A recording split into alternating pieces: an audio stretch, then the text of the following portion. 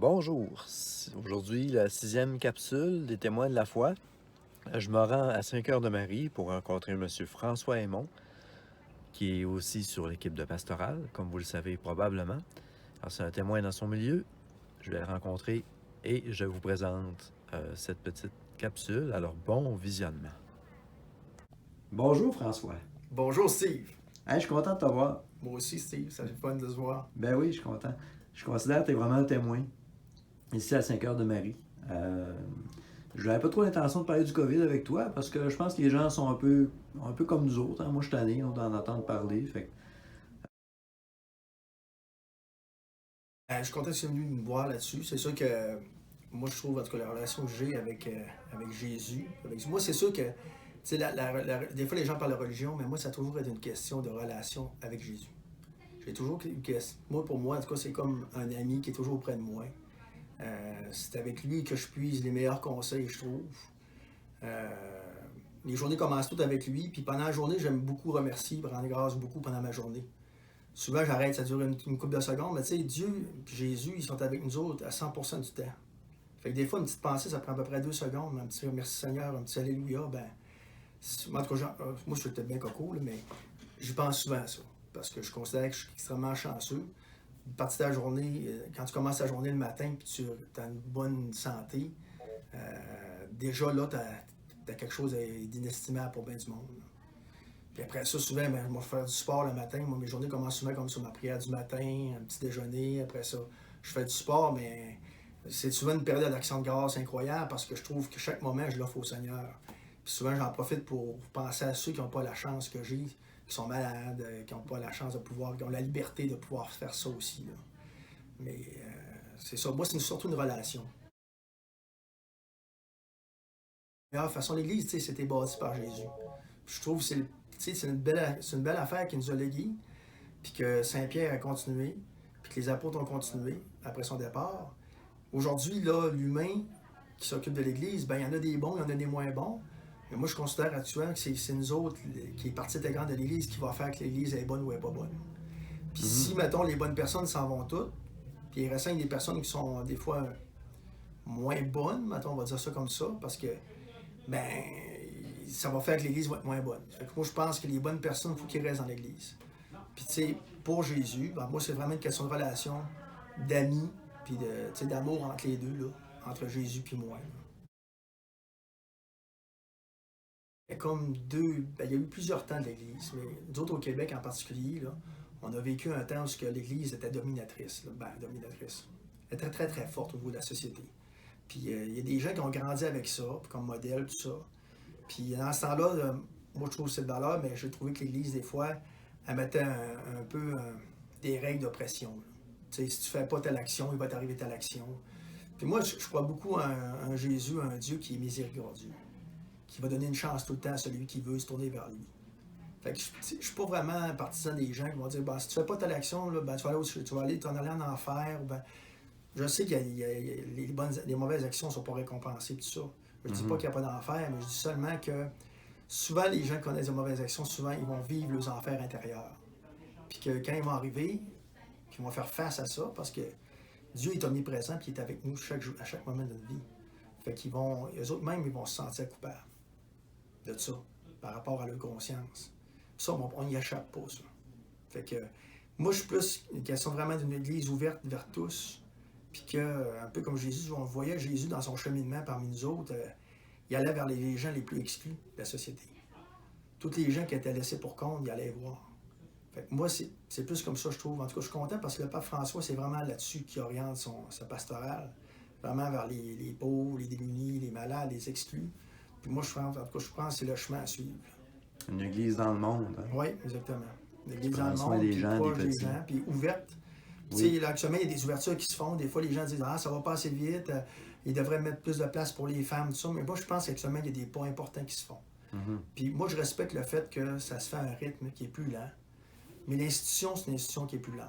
Puis ça, ben oui. puis en même temps, si tout le monde se respecte là-dedans, puis on avance tranquillement, je pense que la femme, je pense que des fois, une ouverture vers les homosexuels, des affaires de même, ça va être des choses qui vont venir tranquillement. Mais il faut prendre le temps ensemble de marcher, d'avancer. Là, moi, c'est ça. L'autre fois, on avait un débat là-dessus, on en parlait, par rapport que. Il y en a qui disaient hey, François, moi, là, j'aime ça que la religion reste chez nous dans le garde-robe. Faites ça chez vous dans le garde-robe, mais je pense que quand tu es croyant, le feu que tu as à l'intérieur, il ne peut pas rester là. Il faut qu'il soit à travers ta vie de tous les jours. Il faut qu'il soit à travers ton sport, à travers tes applications. Puis ce que tu es, si Jésus vraiment est ton. Moi, c'est mon ami, puis c'est lui qui m'influence le plus. S'il t'influence vraiment, ben, tu vas essayer d'adopter ses comportements, lui. Ben, je dis pas que je suis Jésus, mais je dis seulement que les affaires de penser les autres. Tu sais, Jésus fait toujours passer les autres avant. Puis, tu sais, moi, je trouve ça important, justement, de faire passer les autres avant le plus possible, puis de penser aux autres. Puis, tu sais, au niveau de l'équipe, on essaie de faire ça, au niveau de l'équipe. C'est sûr que des fois, il y a des petites affaires, on essaie de les régler le mieux possible dans les circonstances, mais toujours tenir en compte le respect des personnes, puis l'amour qu'on a les uns pour les autres, puis, tu sais, que le bien pour l'autre aussi. Là. Tout à fait. Les veillées de Noël, c'est une affaire que moi, en tout cas, dans mes prières, tout ça, ce que je me suis aperçu, c'est que, parce que j'essaie de lire des fois ce que Dieu essaie de m'envoyer comme message, j'essaie de décoder, mais je me suis rendu compte que souvent, chacune des personnes sur la Terre a des fois une mission. Il y a des choses, des fois, qu'il va découvrir en lui. Des fois, moi, je me disais, bon, sais-tu, des vocations spéciales comme la prêtrise, tout ça. Là, actuellement, moi, je suis dans une famille, j'essaie de donner des valeurs chrétiennes à ma famille, à mes enfants, tout ça. J'essaie de remettre le plus possible aussi de mon, on va dire, de mon bagage personnel puis de ma foi dans mes activités, comme les Féeries de l'île, vu que tu en parlais. Oui. C'est une activité qui s'adresse beaucoup aux jeunes, des fois qui sont plus démunis, qui n'ont pas la chance d'avoir un beau Noël. Puis je trouve que le Noël, tu sais, c'est avant tout la naissance de Jésus, mais c'est aussi une fête de partage, puis de joie, puis d'amour. Fait que je trouve ça important d'amener ces valeurs-là au sein de ces activités-là.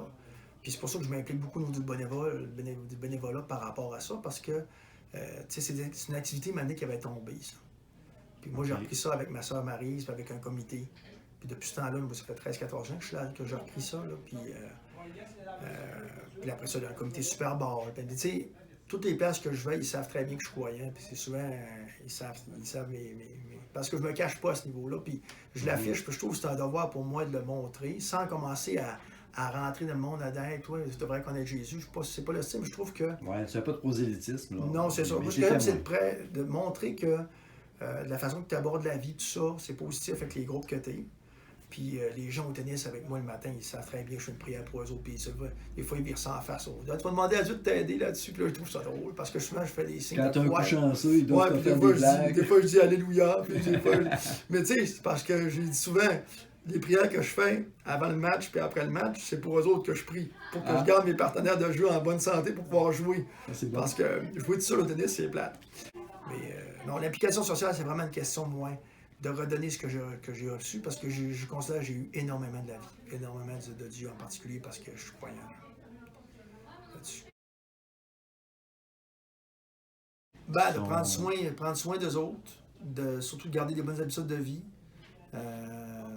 C'est sûr que je remercie tous les clients qui nous ont supportés, parce qu'on a fait des mois inespérés pendant la période du confinement. Là. Pendant le COVID, on a fait vraiment on a eu un beau support des clients, des amis des clients. Fait que je remercie tout le monde à ce niveau-là. Puis on continue de travailler dans l'église, puis des témoins. Puis on ne sait pas ce que Dieu nous réserve. Des fois, il faut continuer de travailler, puis après ça, il y a bien des choses qui arrivent sans que il y a une période de Saint François d'Assise qui disait commence par faire le nécessaire, oui. Puis après ça, tu fais ce qui est possible de faire, puis l'impossible va se réaliser sans que tu t'en aperçoives. Ah, c'est bon. Puis la période du COVID, moi, c'est un peu ça qui s'est passé, dans le sens qu'il y avait beaucoup d'incertitudes au niveau commerce. Mais l'équipe ensemble, on a travaillé ensemble, ça a bien fait. Puis dans mon cas, je pense que l'impossible s'est réalisé parce que je pensais jamais à arriver avec des succès qu'on a eus. Fait que je remercie tous mes clients, puis je remercie le bon Dieu. C'est bon. Merci beaucoup pour votre écoute. Merci, François. Ça m'a fait plaisir.